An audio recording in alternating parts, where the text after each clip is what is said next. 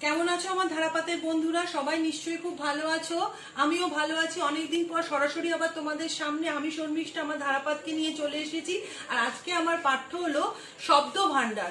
সবাইকার এটা খুব কাজে লাগে, বিশেষ করে আইসিএসসি সিবিএসসি বোর্ডের 11-12 এর পরীক্ষায় শব্দ ভান্ডার খুব গুরুত্বপূর্ণ একটা বিষয়।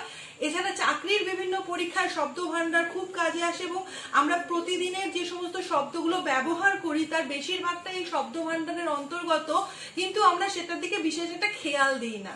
তো সেই কথা চিন্তা করে আজকে আমার পাঠ্য শব্দ ভান্ডার, আমি সেগুলো লিখেছি এবং লিখে সেগুলো তোমাদেরকে বোঝানোর চেষ্টা করেছি এবং তোমাদের কাজে আসবে আশা করতে পারি। তাই সময় নষ্ট না করে আমি শুরু করছি আজকের পাঠ্য শব্দ ভান্ডার।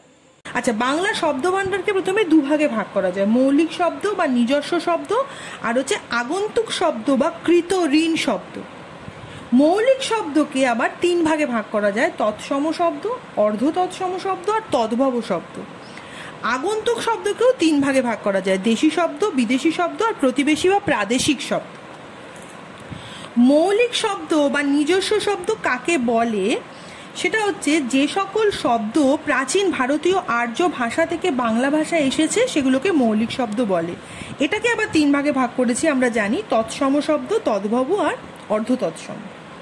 তৎসম শব্দ কি? যে সকল শব্দ প্রাচীন ভারতীয় আর্য ভাষা থেকে অপরিবর্তিতভাবে বাংলা এসেছে সেগুলোকে তৎসম শব্দ বলে। তৎ বলতে বৈদিক বা সংস্কৃত ভাষাকে বোঝায়। তৎসম শব্দগুলি সংস্কৃত ভাষায় যেমনটি আছে বাংলা ভাষায় তেমনটি এসেছে, যেমন নক্ষত্র, ষোড়শ, শিক্ষক, বিবাহ ইত্যাদি। আমি অনেকগুলো উদাহরণ দিয়েছি। এবার হচ্ছে অর্ধ তৎসম। যে সকল শব্দ সংস্কৃত ভাষা থেকে সরাসরি বাংলা ভাষায় প্রবেশ করেছিল অথচ শব্দগুলো লোকমুখে উচ্চারিত হতে হতে বিকৃতির ফলে অল্প স্বল্প পরিবর্তিত হয়েছে, অর্থাৎ ডিরেক্ট এসেছিল কিন্তু লোকমুখে আলোচনা উচ্চারিত হতে হতে কিছুটা পরিবর্তিত হয়েছে, সেগুলোকে বলা হয় অর্ধ তৎসম শব্দ। যেমন শ্রী থেকে ছিরি, পত্র থেকে পত্তর, স্নান থেকে চান ইত্যাদি। অনেক উদাহরণ দেওয়া রইল। তিন হচ্ছে তদ্ভব শব্দ। যে সকল শব্দ প্রাচীন ভারতীয় আর্য ভাষা বা সংস্কৃত থেকে মধ্য ভারতীয় আর্য ভাষা বা প্রাকৃত অপভ্রংশের মধ্যে দিয়ে বাংলা ভাষায় এসেছে সেগুলোকে তদ্ভব শব্দ বলে। যেমন নৃত্য থেকে নচ্য থেকে নাচ, এই নাচটা হলো তদ্ভব শব্দ। নৃত্য হচ্ছে তৎসম শব্দ।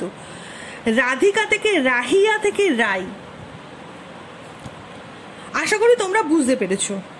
নেক্সট হচ্ছে আগন্তুক শব্দ। যে সকল শব্দ অন্য ভাষা থেকে সরাসরি বাংলা ভাষায় এসেছে তাদের আগন্তুক শব্দ বলে। বাংলা ভাষায় তিন জাতীয় আগন্তুক শব্দ রয়েছে, যেমন দেশি শব্দ। যে সকল শব্দ এদেশেরই প্রাচীনতম আদিবাসী, যেমন কোল, ভিল, মুন্ডা প্রভৃতি অনার্য জাতির ভাষা থেকে সরাসরি বাংলা ভাষায় এসেছে তাদেরকে দেশি শব্দ বলে। মনে করা হয় আর্যদের আগে দ্রাবিড় অস্ট্রিক গোষ্ঠী ভারতে এসেছিল, তাই এদের ভাষা থেকে গৃহীত শব্দগুলি দেশি শব্দ নামে পরিচিত। যেমন উচ্ছে, ঢেকি, তেঁতুল, চিংড়ি, ছানা, ভেলকি, এগুলো হলো সব দেশি শব্দ। আরও অনেক উদাহরণ দিলাম। নেক্সট হচ্ছে বিদেশি শব্দ। ভারতবর্ষের বাইরে থেকে এবং ভারতবর্ষের অন্তর্গত অন্যান্য প্রদেশ থেকে যে সকল শব্দ স্বদেশ স্বরূপে অথবা ঈষৎ পরিবর্তিত রূপে বাংলা ভাষায় এসেছে তাদের বিদেশি শব্দ বলে। যেমন ওলন্দাজ থেকে এসছে হরতন, ইস্কাবন, ওই তাসের বিভিন্ন চিহ্নগুলো। ইংরাজি থেকে তো প্রচুর এসছে, table, note, fail, club, steamer. Russia থেকে এসছে স্পুটনিক। গ্রিক থেকে এসছে দাম। স্প্যানীয় থেকে এসছে ডেঙ্গু। জাপানি থেকে এসছে রিক্সা, খুব এটা ইম্পর্টেন্ট, রিক্সা। ফরাসি থেকে এসছে মোম, অজুহাত, চাঁদা, নালিশ। চীনা থেকে এসছে লিচু, চিনি, চা। জার্মানি থেকে এসছে কিন্ডারগার্টেন। তুর্কি থেকে এসছে বেগম, কাবু, আলখাল্লা। অস্ট্রিয় থেকে এসছে ক্যাঙ্গারু। বর্মি থেকে এসছে ঘুগনি, লুঙ্গি। পর্তুগিজ থেকে এসছে পাউরুটি, তামাক, পিস্তল, চাবি। মালয় থেকে এসছে কাকাতুয়া। আরবি থেকে এসে তামাশা, মক্কেল, আদায়, আইন ইত্যাদি। প্রতিবেশী শব্দ। অন্যান্য ভারতীয় ভাষা থেকে যে সকল শব্দ বাংলা ভাষায় এসেছে তাদের প্রতিবেশী শব্দ বলে। যেমন সাঁওতালি। সাঁওতালি থেকে এসছে গুড়, বড়শি। পাঞ্জাবি থেকে এসছে খাদি, চাহিদা। মারাঠি থেকে এসছে চামচা। হিন্দি থেকে তো বহু ভাষা এসছে, যেমন কাহানি, লাগাতার। তেলুগু থেকে এসছে প্যান্ডেল। এই প্যান্ডেল শব্দটা আমরা বাংলায় ব্যবহার করি কিন্তু এটা এসেছে তেলুগু থেকে। তামিল থেকে এসছে চুরুট, খুকি, গুজরাটি থেকে এসছে হরতাল। এবার হচ্ছে মিশ্র শব্দ বা সংকর শব্দ। এক ভাষার সঙ্গে অন্য ভাষার শব্দের সরাসরি সংযোগ বা উপসর্গ ও প্রত্যয়ের মিশ্রণে যেসব নতুন শব্দ গঠিত হয় তাদের মিশ্র বা সংকর শব্দ বলে। আমি একটা একটা করে উদাহরণ দিয়ে দেবো সব কিছু। যেমন এক, তৎসম শব্দ প্লাস বাংলা শব্দ, যেমন কাজ, কর্ম। দুই, বাংলা শব্দ আর বিদেশি প্রত্যয়, যেমন ঠিকাদার। বিদেশি শব্দ আর তৎসম শব্দ, যেমন ভোটদাতা, হেড পণ্ডিত।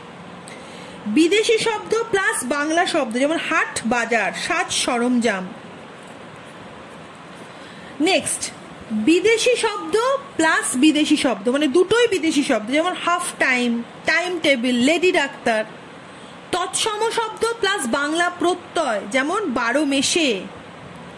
তৎসম শব্দ প্লাস বিদেশি প্রত্যয়, যেমন শিক্ষানবিশ। বিদেশি শব্দ প্লাস বিদেশি প্রত্যয়, যেমন সরাইখানা। বিদেশি শব্দ প্লাস বাংলা প্রত্যয়, শহুরে। বিদেশি শব্দ প্লাস তৎসম প্রত্যয়, খ্রিস্টীয়।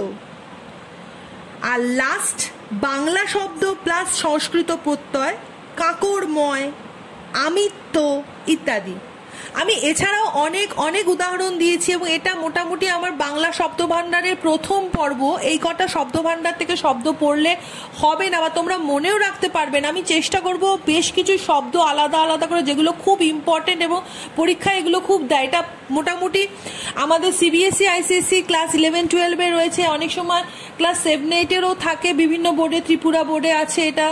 তাছাড়া বিভিন্ন চাকরির পরীক্ষা, আইসিডিএস, কনস্টেবল, রেলের কিছু পরীক্ষা যেগুলোতে বাংলা মেন পেপারে থাকে, মক টেস্টের বিভিন্ন পেপার তোমরা ফলো করতে পারো, সেখানে দেশি শব্দ, বিদেশি শব্দ, তৎসম, তদ্ভব, অর্ধ তৎসম এই শব্দগুলো থাকে এবং এগুলো মনে রাখা একটু কঠিন। তাই তোমরা অবশ্যই এটা ভালো করে দেখো এবং তোমরা পড়ো।